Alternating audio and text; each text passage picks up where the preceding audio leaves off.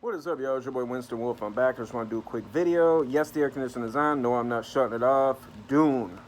Had a chance to watch it last night. I'll tell you off top, it lives up to the expectations. It surpasses the expectations. I took a couple notes, so let's just get through this. This is the Star Wars movie you always wanted. This is the Star Wars movie that we need right now. I don't know what Disney would have to do to get this dude to work on a Star Wars project, but find out where he lives, back the Brinks truck up, open the back doors, dump the money out, get it done now. Because we need this for Star Wars. And I'm not saying anything that is new or anything. This dude can direct. All right, Sicario, one of my favorite movies in recent years. Of course, the Blade Runner movie. And to no one's surprise, this movie. It's just a great movie. Number one, just the sheer star power of it. And this shows you how great of a director he is. Like, whenever somebody pops up, let's say Javier Bardem, you're like, oh my God, it's Javier Bardem. But then immediately you get right back into the story. It's not distracting. It doesn't take anything away from it.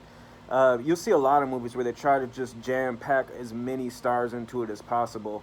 And it's just super distracting. And not with this. They cast everybody perfectly. It blends together perfectly. Except for one person who just decided that he didn't want to get into character, and that's Oscar Isaac. I don't know why. He doesn't change his voice, doesn't change the cadence. He's supposed to be a duke. He's supposed to be this man of power. He's supposed to have gravitas. He does not have it. I wish they would have had somebody like Idris Elba play that role. But I mean, I'm an Idris Elba stan. I think he can play anything. So, but just I wish they would have had somebody that portrayed presence. I wish the director would have actually directed Oscar Isaac more. The other thing about the casting, Timothy Chalamet, I don't know how to say his name. Ever since I saw that he was cast as Paul in this, I was like, that's bad casting. Look at this guy. Look at this little frail guy, this little British guy. I don't like it. It sucks. Granted, I never saw anything that he had been in, so I didn't know the quality of his acting. This was cast perfectly. This dude rocked it. There was no weakness in the way that he portrayed this role.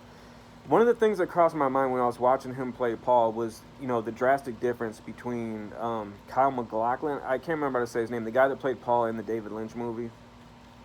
You could just tell it, how far acting, even in the last 3-4 decades, how much it's advanced. Because you could tell that the guy that played Paul in the David Lynch movies, you could tell that he came from theater. He had this over-the-top, overacting. And a lot of people that leave theater and they get into film and everything, it kind of takes them a while to adjust, to get, the nuances and the subtleties down. Not with this Timothy guy. Man, he's, all the nuances, all the little, he can act his ass off. So, and I guess I'm the last one to figure this out. I just took a couple notes, so I'm just checking them out. Okay, the shields during the fights. And I'm just trying to plow through this because I got to go to work in a little bit. But the shields during the fights, you've seen the shields in the first movie. It was kind of, they look like pieces of plexiglass or whatever. In this, the shields are totally invisible until somebody makes contact.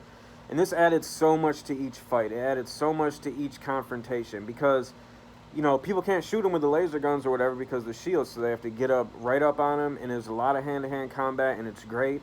And not only is that good that it forced them to have hand-to-hand combat, but it made the actual hand-to-hand combat that much more interesting. Just, with that shield effect that they put on it. So the first 2/3 of the movie, and this is when I started to get bummed out watching it. And again, these are just minor nitpicks. This is a great film. So no matter how much I nitpick about anything, just regardless, this is a great film. It's not a movie. This is a film. But once I got about 2/3 into it, because I'm only familiar, with the David Lynch movie. I didn't read the books or anything like that, but I could tell just how much they were explaining stuff and characters that they introduced, you weren't seeing them that much, that when there was about 45 minutes left, that this was all set up. This was all going to be set up for the second and third movie that we're never going to see. And I'm kind of skipping ahead, but, the director pretty much was disappointed, and he said, if this goes to HBO Max, I'm probably not going to do 2 or 3. I don't know if he gets some back-end money or if he just looks down on the fact that, it's a film that he worked hard on and it should, have a full-blown theatrical release, and he just doesn't want it to where people can watch it at home. I don't know, but he pretty much said, if you do that, I don't want to finish it, which is a damn shame because you're just enjoying the movie so much. And then when you know that aspect of it, you start getting sad. You start like, man, we're not gonna see, you know, the end of the story. I mean, I'm sure they've invested so much, because you could tell, like, the money is on the screen with this. This, they spent every penny of this.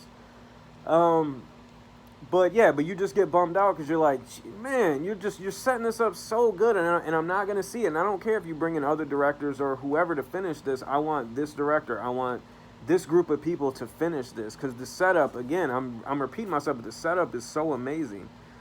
I took a couple of notes, so bear with me here.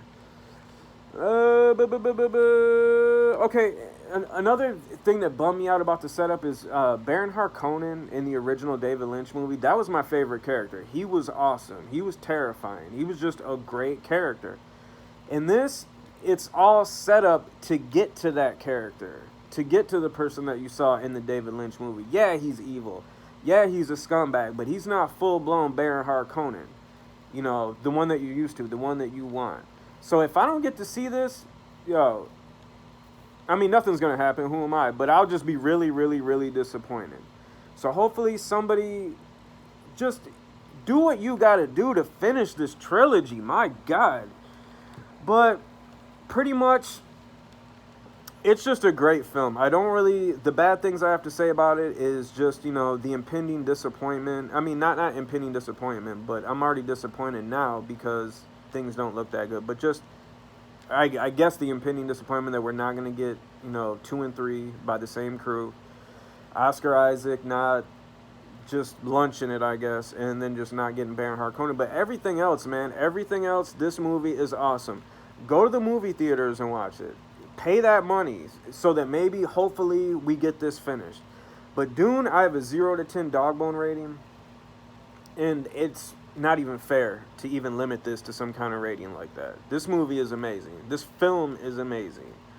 It's, again, it's the sci-fi we have been waiting for. We've been putting up, especially with the crap that Marvel's been putting out. And, you know, everything that I've been into, and then, you know, just hoping and praying that, you know, we'll get the Tarantino Star Trek, things like that. To finally get something that is exactly what we want is just great. And I just hope and pray that we get to see 2 and 3 and this saga is completed. This is your boy Winston Wolf. Dune, check it out. Just so good.